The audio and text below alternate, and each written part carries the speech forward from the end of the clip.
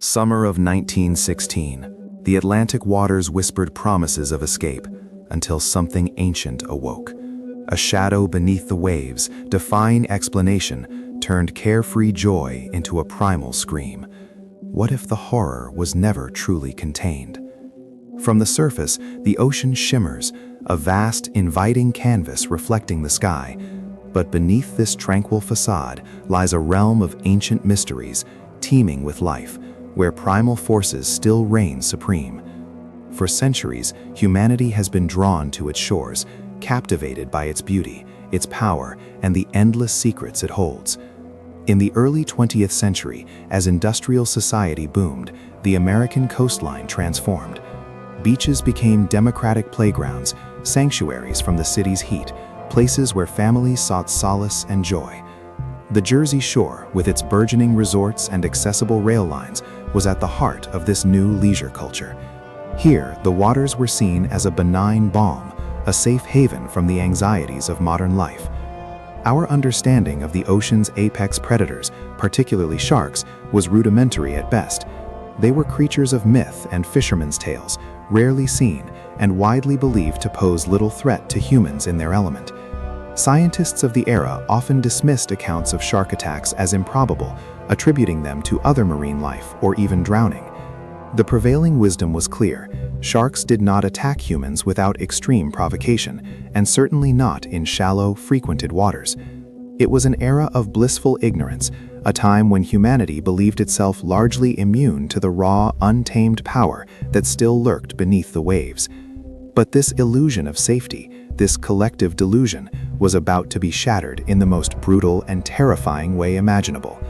The summer of 1916 would forever rewrite our relationship with the sea, and in its wake, leave a trail of terror that would echo through generations. The first chilling wave broke on July 1st, 1916, in Beach Haven, New Jersey. Charles Van Sant, a 25-year-old vacationer, was enjoying a swim when he was suddenly, viciously attacked.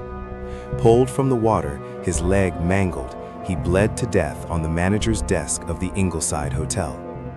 The initial reaction was disbelief, then confusion. Doctors attributed his wounds to a barracuda or giant sea turtle.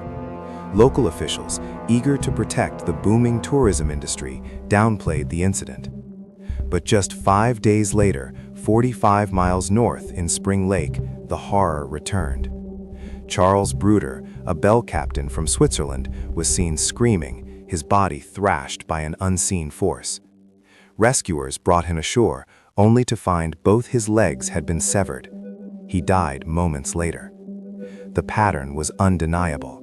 This was no isolated incident, no freak accident. A predator, unlike any seen before, was stalking the Jersey Shore. Panic seized the coast, beaches closed. Shark scares, once scoffed at, became a terrifying reality. But the attacks took an even more bizarre and horrifying turn on July 12th. 80 miles north of Spring Lake, in the tranquil freshwater Matawan Creek, a narrow waterway far from the open ocean, a creature attacked 12-year-old Lester Stillwell. His friends watched in horror as he was dragged beneath the surface. Former Sea Captain Stanley Fisher, attempting to retrieve Stillwell's body, was also attacked, suffering gruesome leg wounds from which he later died. Just half an hour later, less than a mile upstream, 14-year-old Joseph Dunn was bitten but managed to escape. The unbelievable had happened. A monstrous shark, a man-eater, had ventured into an inland creek, defying all known behavior, terrorizing a community, and solidifying the image of an unstoppable, intelligent killer. The hunt for this elusive giant shark had begun. The attacks ignited a frenzy of fear and speculation across the nation. Newspapers ran sensational headlines proclaiming the arrival of a man-eater and fueling public demand for its immediate capture. President Woodrow Wilson even pledged federal resources, and a bounty was placed on the shark's head. Fishermen, hunters, and adventurers descended upon the Jersey Shore, armed with rifles, dynamite, and every conceivable fishing apparatus. The atmosphere was one of desperate, collective outrage against a perceived evil. Hundreds of sharks were caught and killed in the following days, but none definitively linked to the attacks. the mystery and the terror persisted.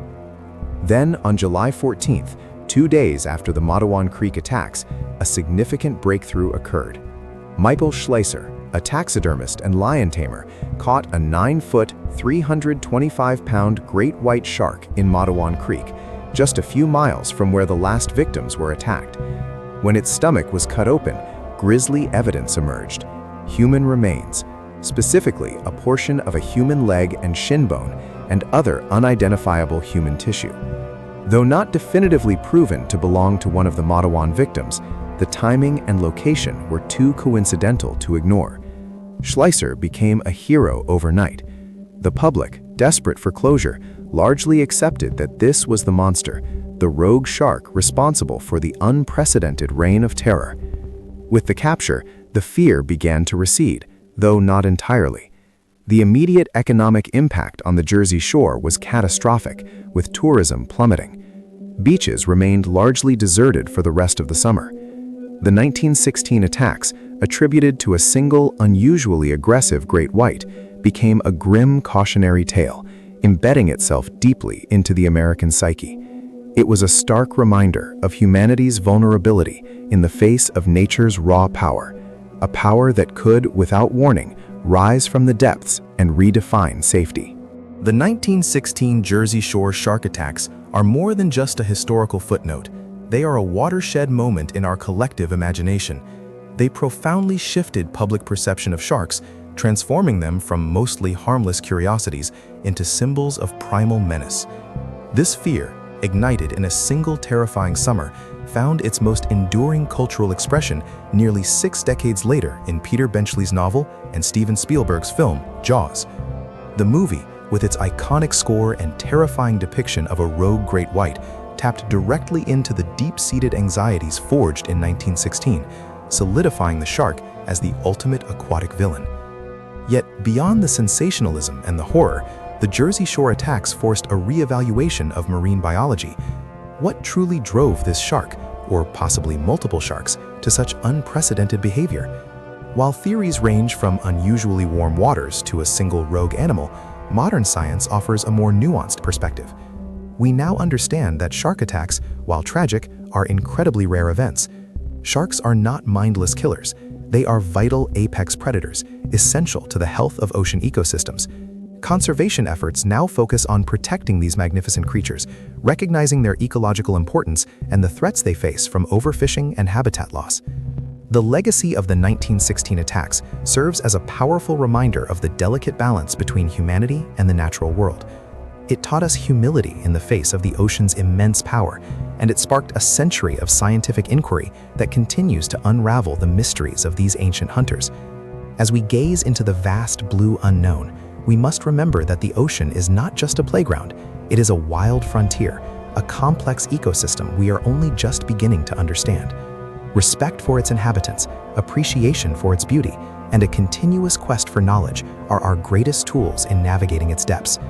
The giant shark that terrorized the Jersey Shore in 1916 may be long gone, but its story continues to shape our understanding and our awe of the magnificent, formidable life beneath the waves.